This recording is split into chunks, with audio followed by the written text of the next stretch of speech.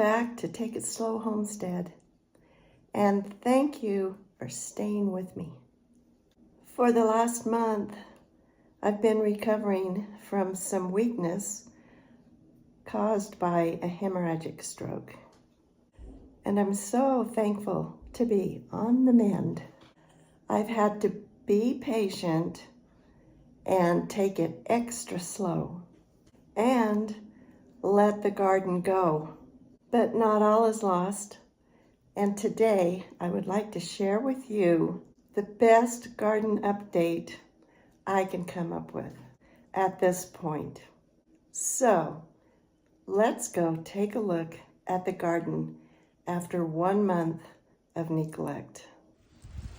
We're having a nice breeze today, and you can see that the sunflowers, the large sunflowers, have grown clear up to there, and there's 11 of them. They were able to get watered along with this raised bed. It was all watered nicely and on schedule. I still have the fabric over the top of these broccoli plants, and I was able to come out and weed the beets, and since they've been getting watered on schedule, they're doing pretty well. The broccoli that I started in the winter sowing jug is doing well. It's getting bigger. I did find a one of those caterpillar worms, those cabbage worms. Saw it on there one day, immediately took it off, and that's the last one I saw. I have broccoli, or not broccoli, but I have garlic planted around this broccoli, and it needs to be dug up. I've been picking off the stems, the leaves of the garlic, and laying it on top of the broccoli. I'm hoping it's helping to keep those bugs off. Also, there are some basil plants right there and over there and near the broccoli right there, and they're still growing and hopefully helping the broccoli. These are my peas, and I was not able to weed them or give them enough water before they started drying out. They're almost all the way dried out now, but I did harvest them. These are the peas that I planted around those tomato trellises, and they've been growing pretty well, except they were eaten by some squirrels that have invaded our yard. This is a flower called feverfew. They look like miniature daisies, and they are really small.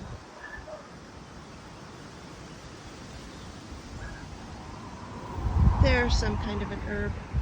They're cute. I was able to plant a few tomatoes and keep them alive.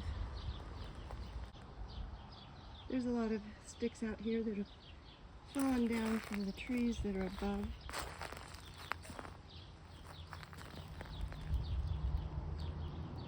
There's one more tomato. And there's one more. I planted some bell peppers in these buckets. They have drainage holes around the bottom edge of all of them. I think I put like 7 drainage holes around the bottom edges of these. They are growing but they've had some challenges. I don't really know what that is, unless, it might just be from bird droppings coming from the tree above. But I have hopes for these green bell peppers. I got the idea to do this from a video, a fairly new video channel called Double Vision. She has a greenhouse and she has her peppers in buckets in her little greenhouse. It's really great. So I just put mine outside here. I think they get protected enough, but I don't know if they get too protected. I don't know. And I put some mulch down here under them. And these jugs right here are the jugs that my tomatoes were in before I transplanted them over to here that I just showed you. I also planted some of my most favorite flowers right along here. They're Blue Morning Glory, and because I was able to water them a little bit off and on, they're starting to grow, and so I'm really excited about that. And there's a few more over here that I'm thinking about planting some more of my tomato starts in this area, and then also one more area right here in front of this trellis. I have one marigold right here in this pot. It came up volunteer from last year. They're pretty hardy, And I have one more bucket here full of soil. This is some soil that also I put in the other buckets, and I made it. I mixed it myself. And I think these green peppers like that soil. These are some green pepper starts and some tomato starts. And there's some more tomato starts. I'm hoping that in a few days, when my daughter visits me, that we may be able to plant a few more starts. I also have several starts that are in the house, in the porch, and I'm hoping to plant some of those. And then we shall pray for a longer season and hopefully get a crop. If you remember from the last video, I had finished putting down some decorative rock over there, and when one of my sons was visiting me after the problem that I had, we went to a nursery and bought some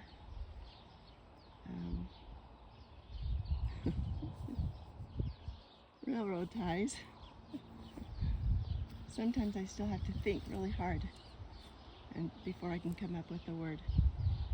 We got some railroad ties that are also, they may not necessarily be railroad ties, but building boards of some kind, but they look like the shape of railroad ties.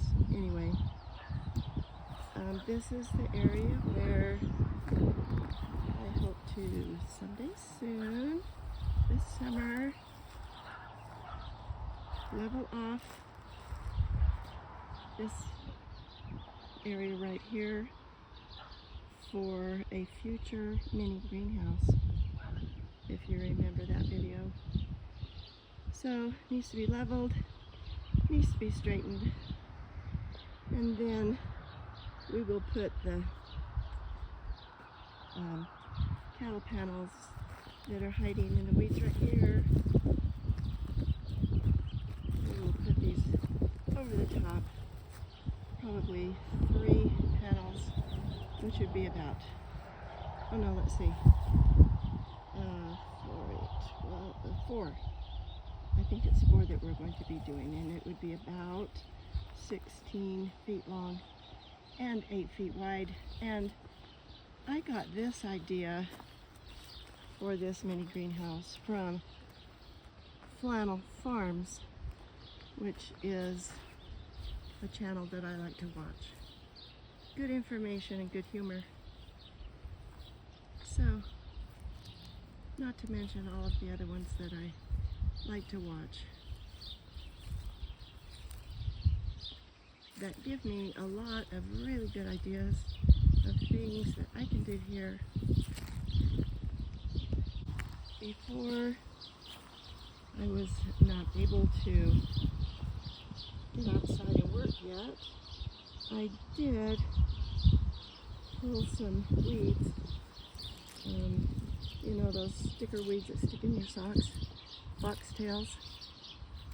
And I was able to get several of them out of this area, this flower bed. And then I got to this point right here. And then that's when I was not able to come out and work in the yard anymore. So there's a whole bunch of foxtails over here.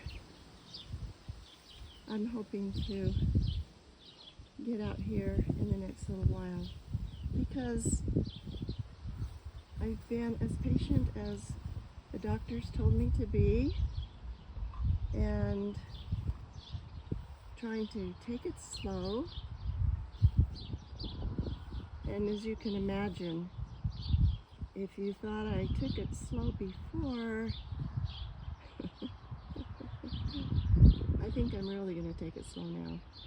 But I will do my best.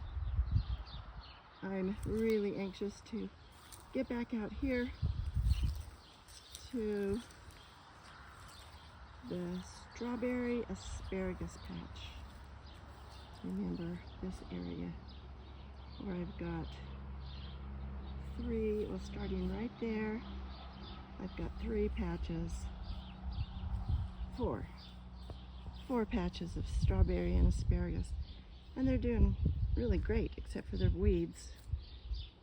So I can come over here and show you. So sunny.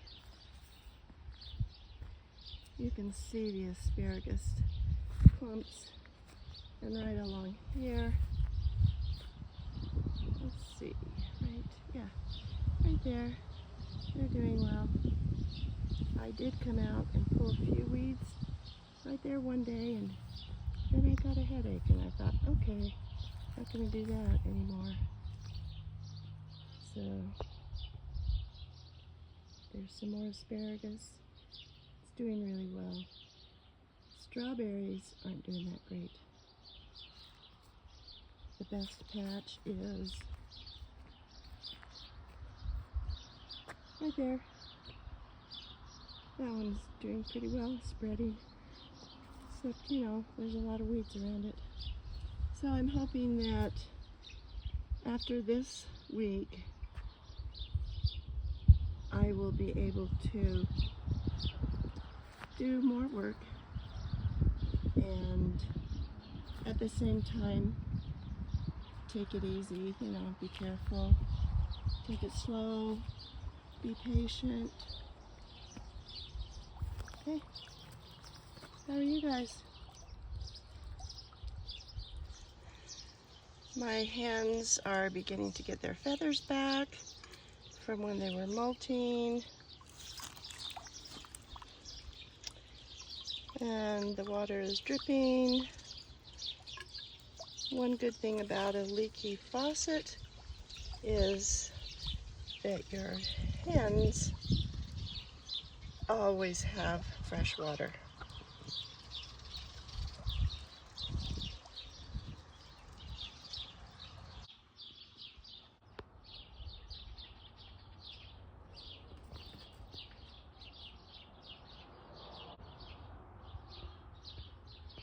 I noticed a couple of apricots up in my tree. And there's a few more. It's kind of hard to see them the way the light is right now. There's some right there. You see those coming on? They're green. So what a blessing that will be. Thank you for joining me today on this garden update and for being patient with me as I think about the words that I want to say. It's still a challenge to come up with the right words sometimes. I'm doing way better, but I will try to continue to do better and to make videos in a timely manner and let you know how things are going as I'm able to do more things in the yard. I'm looking forward to continuing to make my yard a more beautiful place to be in. And I'll do the best I can. And you know, one thing I forgot to mention is, boy, is it hot. And so that's a good reason to keep me in the house during the hot part of the day. And a good reason to keep me waking up early in the morning so that I can enjoy the coolness of the day. And then also in the evening to enjoy the coolness of the evening and do things that that will be productive and keep me outside when it's cool, inside when it's hot. And also, we've got a lot of flies out here today, and that's why I keep doing this. So, thank you for joining me today. I appreciate you. I hope that you will be patient with me, and also that you will find value in what I'm trying to share with you. And remember that even when you take it super extra slow, you can accomplish a lot. Thanks for watching.